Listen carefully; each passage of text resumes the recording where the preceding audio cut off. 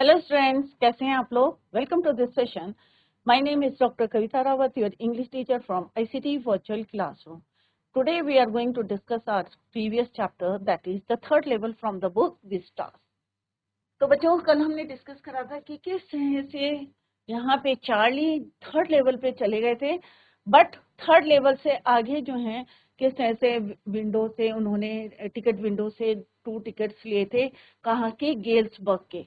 1894 की यहाँ पे बात करी है, बिफोर वर्ल्ड वॉर से पहले। और वहां पे कितना पीस था, कोई जो है इनसिक्योर नहीं था, राइट। और किस तरह से सारी चीजें क्या थी, पीस थी। तो वहां पे उनका जो फ्रेंड है साइकियाट्रिस्ट, वो क्या बोलता है, उनको एक लेटर हमने पढ़ा था कि मुझे पहले लगता था कि आपकी ये विश जो है पूरी हो जाए, कि जो थर्ड लेवल, बट आज जो है मैंने रियलाइज करा यहाँ पे क्या है, थर्ड लेवल है। और थर्ड लेवल से कहाँ गए वो, गेल्सबर्ग इन 1894। और जिस तरह से सैम ने एक जो है फर्स्ट एक कवर में मेंशन किया गया था कि वो 2 वीक से कहाँ है, गेल्सबर्ग में इन 1894 पास्ट में, राइट। और किस तरह से वहां पे उसने अपना बिजनेस करा है, हे फीड ग्रेन का। क्यों करा है, क्योंकि वहां पे एक साइकियाट्रिस्ट की जरूरत नहीं है, क्योंकि सारी चीजें कैसी हैं बच्चों, पीस है, और किसी को जरूरत नहीं है। क्योंकि साइकियाट्रिस्ट क्या करते हैं बच्चों, जो मेंटली जो है डिस्टर्ब रहते हैं या मानसिक स्थिति जिनकी सही नहीं रहती है, तो वो किसके पास जाते हैं, साइकियाट्रिस्ट के पास। तो वहां पे एट द टाइम 1894 उनका ये बिजनेस जो है प्रॉफिटेबल नहीं होगा, that is why he change his business. Clear. तो ये हमने लेटर में पढ़ा था। तो ये already we completed the chapter yesterday. आज हम इसकी समरी डिस्कस करेंगे and later question answers. Clear बच्चों। तो यहाँ पे ये लेटर हमने पढ़ा था कि किससे, फर्स्ट डे कवर एनवलप उन्हें कहाँ मिला था, फादर के नाम था।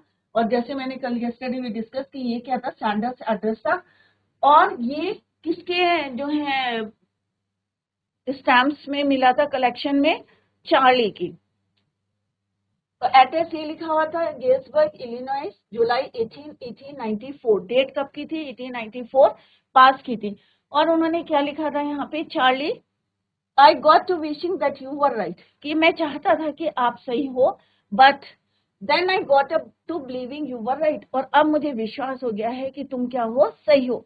And Charlie it's true I found the third level, और ये सही है कि मैंने थर्ड लेवल को फाइंड आउट कर लिया है। I have been here 2 weeks and right now, कि मैं जो है 2 हफ्ते से यहाँ रह रहा हूँ। Down the street at the daily someone is playing piano, और नीचे कोई क्या कर रहा है, पियानो बजा रहा है। And they are all out on the front porch singing seeing Nellie home, और गाने का नाम भी लिखा है उन्होंने, ये गाना जो है नीचे गा रहे हैं। And I am invited over the lemonade, और मुझे जो है लेमनेड, लेमन वाटर के लिए नीचे बुलाया गया, इनवाइट किया। Come on back Charlie and लोइसा, और वो दोनों को एड्रेस करके बोलते हैं कि कम ऑन बैक, तुम यहाँ पे आ जाओ, Charlie and लोइसा। Keep looking till you find the third level, और जब तक आपको थर्ड लेवल नहीं मिलता, आप जो है उसको ढूंढते रहे, क्योंकि एक दिन आपको थर्ड लेवल मिल जाएगा। It's worth it, believe me, मुझ पर विश्वास करो कि थर्ड लेवल है। And the note is sign Sam, और नीचे क्या लिखा था बच्चों, Sam. At the stamp and coin store I go to, अब यहाँ पे चार्ली कह रहे हैं वो कहाँ पे गए, कॉइन स्टोर गए, और वहां उन्होंने देखा कि I found that Sam bought $800 worth of old style currency, और वहां पे उन्होंने $800 को किसमें चेंज करा, ओल्ड स्टाइल करेंसी में। तो अप्रोक्स कितना पैसा मिला होगा बच्चों उनको, 600 around. That ought to set him in a nice little hay feed grain, और उन्होंने किस चीज का बिजनेस कर लिया होगा वहां पे, 1894 में गेल्सबर्ग में, हे फीड ग्रेन का। ही always said that what he really wished he could do, and he certainly can't go back to his old business, और उन्हें विश्वास है कि वो हमेशा ऐसी बातें करते थे, और अपने पुराने बिजनेस में क्यों नहीं जा सकते थे। जैसे अभी मैंने आपसे बताया है कि 1894 में सारी चीजें क्या थी, पीस था, वहां पे पीस था, एवरीथिंग वो प्रीटी, सब कुछ अच्छा था, कि कोई इनसिक्योर नहीं था। दैट इज वाई वहां पे किसी साइकेट्रिस्ट की जरूरत नहीं थी। Not in Galesburg Illinois in 1894 his old business, और पुराना बिजनेस कौन सा था बच्चों? साइकेट्रिस्ट, डॉक्टर था। बट अब क्या है, सैम वॉज माई साइकेट्रिस्ट। अब आफ्टर ऑल वो क्या था, एक साइकेट्रिस्ट डॉक्टर था, और उसको जो अपना बिजनेस क्या करा, उसने चेंज करना पड़ा, क्योंकि उस समय ओल्ड टाइम पे या पास्ट टाइम पे उसकी जरूरत नहीं थी किसी साइकेट्रिस्ट ने। That is why he change his business. So that's all about this chapter. He means dry grasses on other foliage used as animal feed. तो ये हमने पढ़ा था कि यहाँ पे कितने का 6 टाइम का स्टैंप लगा था, और स्टैंप में किसकी फोटो थी बच्चों? President Garfield. That night he found my surprise one of his father's old first day cover. अब फर्स्ट डे कवर कई बार हमने यहाँ पे रिपीट करा कि फर्स्ट डे कवर क्या होता है बच्चों, कि जब स्टैम्प फर्स्ट टाइम इश्यू होता है तो उसको जो स्टैम्प कलेक्टर्स होते हैं वो क्या करते हैं, एक एनवलप में उसको स्टैम्प को लगा के और एक प्लेन पेपर उसके अंदर डाल के क्या करते हैं, अपना मेल करते हैं, जिससे ये कंफर्म हो जाता है जो पोस्ट मार्क है वो in which year and in which month. Someone had mailed it to his father at his home at Galesburg. किसी ने उस फर्स्ट डे कवर को कहाँ भेजा था? उनके फादर के पास, at his home at Galesburg. As he saw from the address on the envelope, the postmark showed that it had been there since 1894. और जो इसमें स्टैंप लगी थी और पोस्ट मार्क था, उससे क्या पता चल रहा था बच्चों? It had been there. कब से था वो? July 1894। The stamp had a picture of President Garfield on it, और उस समय के जो प्रेसिडेंट थे उनकी स्टैंप जो है वहां पे फोटो लगी हुई थी स्टैंप में। और कितने की थी वो? 6 cent, dull brown colour stamp, brown colour का था, डल ब्राउन कलर का था, और उस पे फोटो किसकी थी बच्चों? प्रेसिडेंट गारफील्ड की। और कितने रुपए का था? It was around 6 cent. His grandfather had put it in his stamp collection and the Charlie now discovered it. और उनके फादर ने उनके स्टैम्प कलेक्शन के बीच में वो फर्स्ट डे कवर रखा था, और Charlie now he discovered it. The paper inside and a letter written in. अब मोस्टली क्या होता है बच्चों, कि जो फर्स्ट डे कवर होता है उसके अंदर जो पेपर होता है वो कैसा होता है? ब्लैंक। बट और उसको खोलते भी नहीं है, एज इट इज वो अपने पास रखते हैं, बस ये जानने के लिए, to know about the date and year. The letter readers, अब उसके अंदर क्या लिखा हुआ था? The letter talked about how the writer wished his third level story was true until he actually started believing it to be true. He had found the third level and had been there for 2 weeks. और किस तरह से उन्हें पहले विश्वास नहीं था, वो चाहते थे कि थर्ड लेवल पे अब जो है उनको विश्वास हो गया, क्योंकि वो 2 वीक से कहाँ पे हैं? थर्ड लेवल गेल्सबर्ग में, from 1894. He describes the place he was at that time. He asked Charlie and Lois to never stop searching for the third level and come back. और वो कहते हैं कि भाई ये ट्रूथ है कि यहाँ पे थर्ड लेवल है गेल्सबर्ग, और आप जो हैं उसे ढूंढते रहें, never stop searching for the third level and come back. दोनों को इनवाइट करता है और वो वहां पे बताता है कैसे लोग जो है गाना गा रहे हैं, और उनको जो है इनवाइट किया गया है लेमनेड के लिए। क्लियर? तो this is all about this chapter. तो अभी हमने देखा कि किस तरह से सारे लोगों को विश्वास था कि 2 लेवल है, बट चार्ली को लगता था कि यहाँ पे थर्ड लेवल है, और किस तरह से ही फाइंड आउट दैट, और ढूंढ भी लिया था उन्होंने, he found the third level at Grand Central Station. But क्या बच्चों, वहां पे जब वो नेक्स्ट टाइम गया तो उसे थर्ड लेवल नहीं मिला था, बट एक लेटर ने उसको थोड़ा सा प्रूफ दिया कि हाँ भाई थर्ड लेवल है। और किसने बताया था? उनके साइकेट्रिस्ट फ्रेंड सैम ने।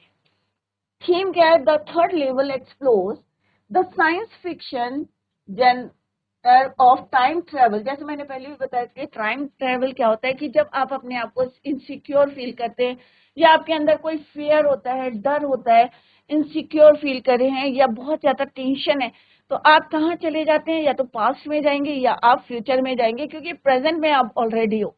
तो that is your time travel. There is the interweaving of fantasy and reality in the most futuristic projection of time travel. Time travel is the main theme of the story.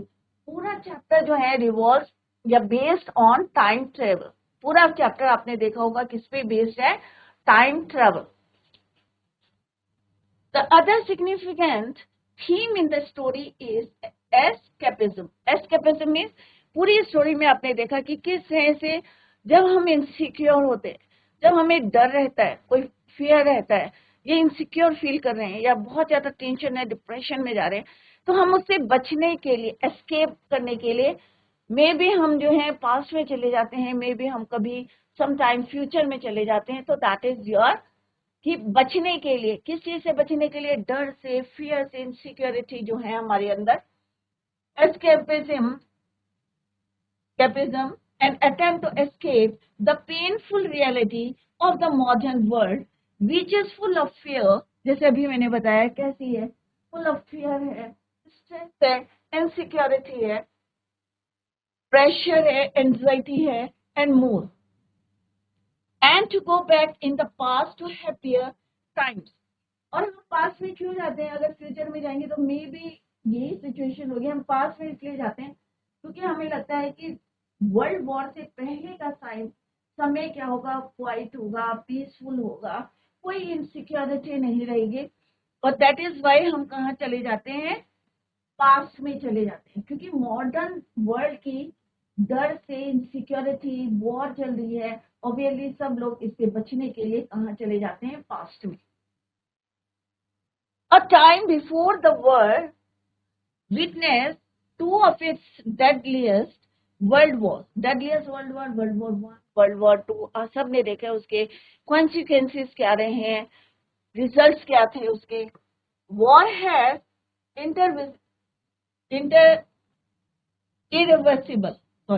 war has irreversible consequences and leaves people in a state of insecurity। Obviously जब कोई war होती है, चाहे दोनों तरफ से जो है लॉस होता है, इनसिक्योर फील करते हैं और सब और एक डर रहता है कि कभी भी कुछ भी हो सकता है। तो उस डर से एस्केप करने के लिए हम अपने माइंड को डाइवर्ट करते। The narrator wanted to escape from the past and lead a peaceful and better life. और वो चाहते हैं, जैसे उन्होंने 2 टिकट जो है, he wanted to go to Galesburg. क्यों जाना चाहते हैं? क्योंकि 1894 में, बिफोर वर्ल्ड वॉर से पहले जो पीस है वहां का, और जो उन्होंने यहाँ पे डिस्क्राइब किया गया है कि गेल्सबर्ग कैसा दिखता है, ग्रीनरी है और किस तरह से लोग जो है एंजॉय कर रहे हैं, तो उसको वो एंजॉय करने के लिए he wanted to go to Galesburg with his wife Louisa. The whole chapter किस पे बेस्ड है बच्चों? Time travel. क्लियर? तो this is the theme of this chapter कि किस तरह से चार्ली, यहाँ पे नरेटर भी हैं, और किस तरह से वो बता रहे हैं कि वर्ल्ड वॉर का टाइम है और किस तरह से वो एक उनके अंदर डर है। पूरा वर्ल्ड जो है, वो ही नहीं, चार्ली ही नहीं, और भी जितने लोग हैं सब जो है अपने आप को इनसिक्योर फील कर रहे हैं, प्रेशर है, एंजाइटी है, स्ट्रेस है, वॉर है, फियर है। इन सब से बचने के लिए, एस्केप करने के लिए वो कहाँ चले जाते हैं? पास्ट में। in 1894।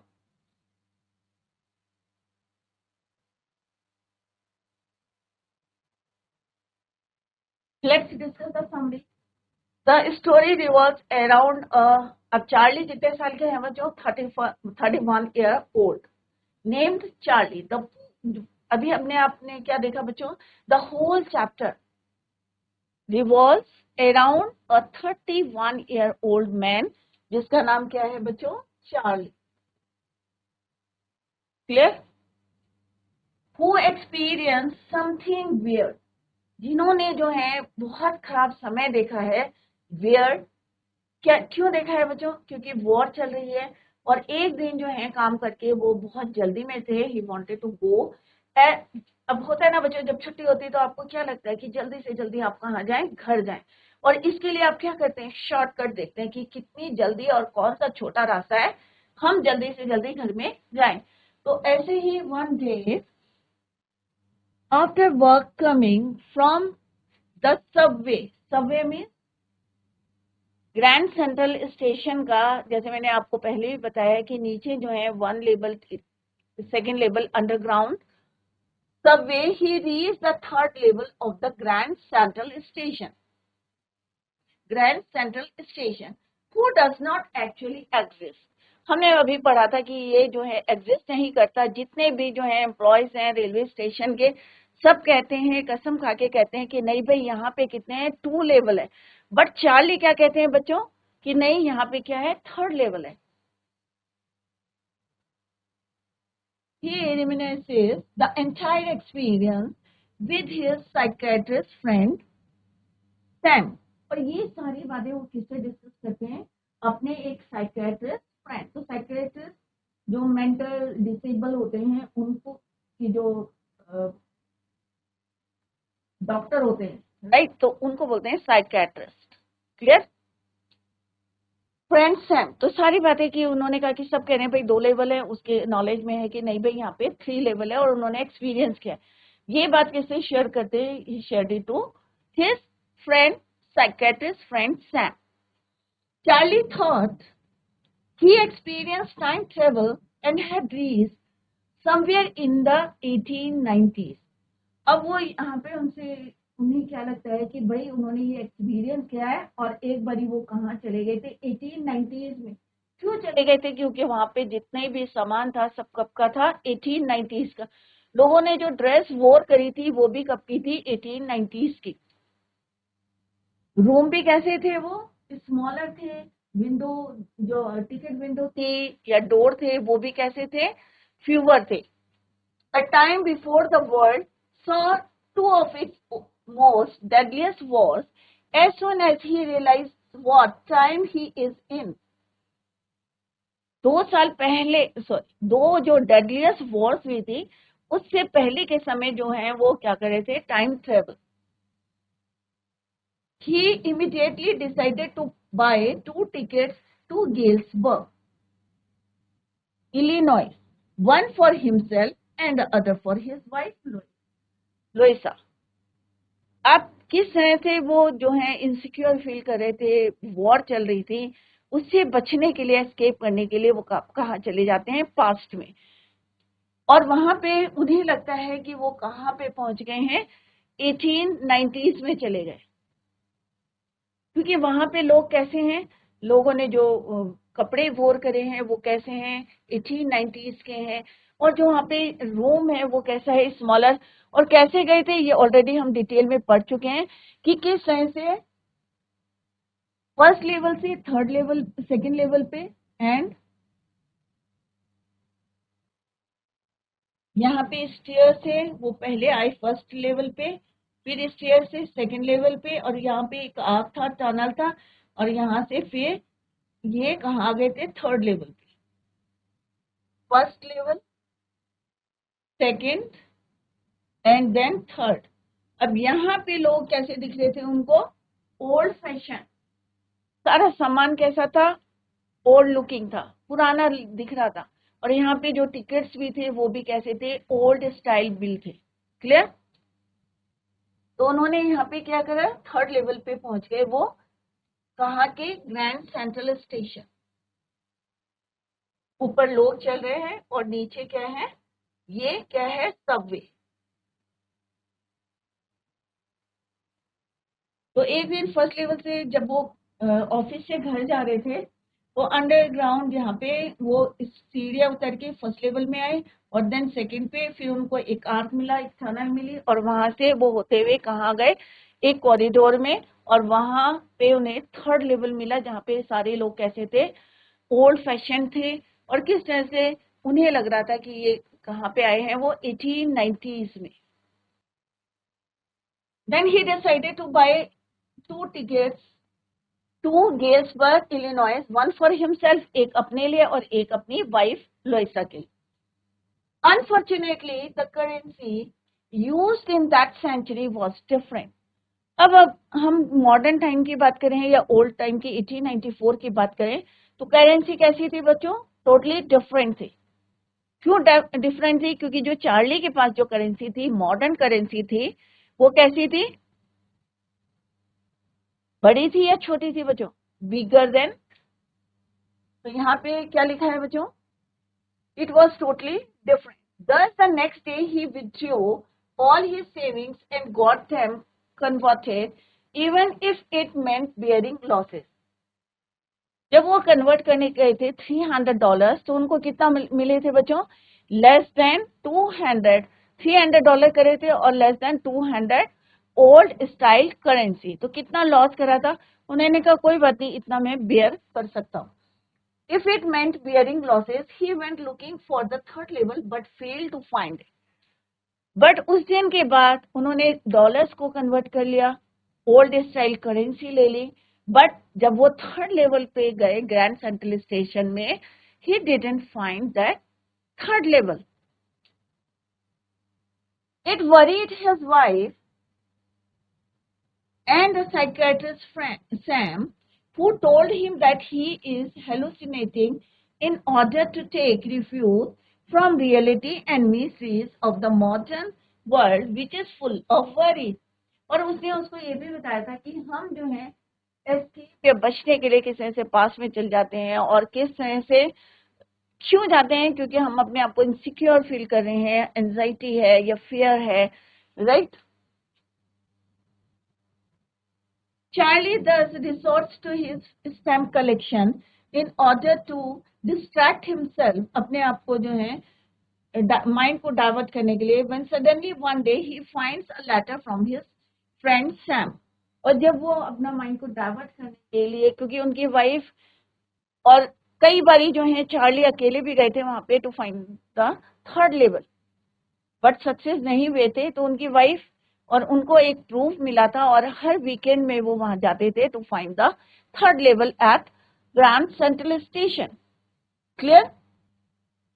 One day he finds a letter from his friend Sam. और एक दिन उनको लेटर मिलता है, who had gone missing recently, काफी समय से वो डिसअपियर था.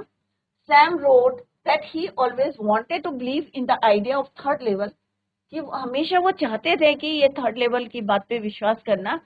And now that he is there himself, और अब वो कहाँ पे हैं? थर्ड लेवल पे हैं एट ग्रैंड सेंट्रल स्टेशन.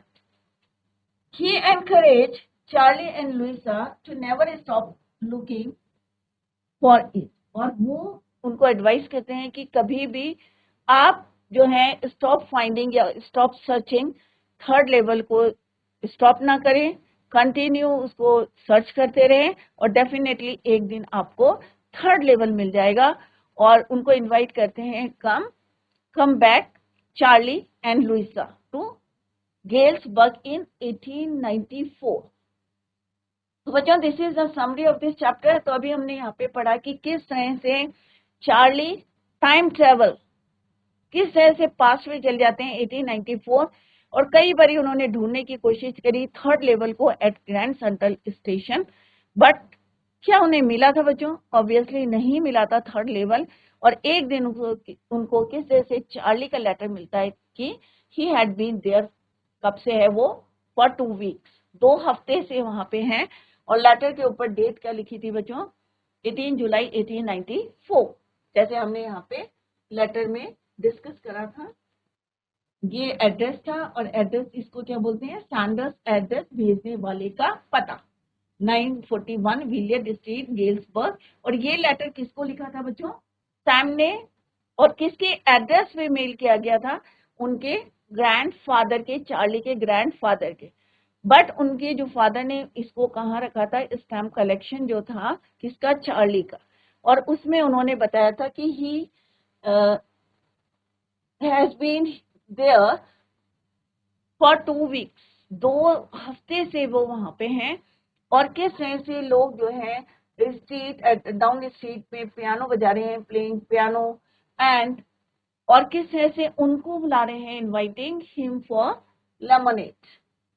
और बाद में उन्होंने कहा है कि क्या बोला है कि यहाँ पे उनको जैसे उन्होंने जो है after that letter he go to the कहाँ पे गए, कॉइन डीलर के पास गए एंड ही फाउंड दैट, क्या फाउंड आउट करा कि सैम ने क्या करा है बच्चों, $800 वर्थ को ओल्ड स्टाइल करेंसी अप्रॉक्स उनको मिले होंगे 600 या लेस देन 600 रुपीज, राइट। और इससे अब किसको, चार्ली को लगता है कि भाई हमेशा वो इस बिजनेस की बात करते थे, तो मे बी अब वो क्या करें, ही फीड एंड ग्रेन का बिजनेस कहाँ पे, गेल्सबर्ग में। क्लियर?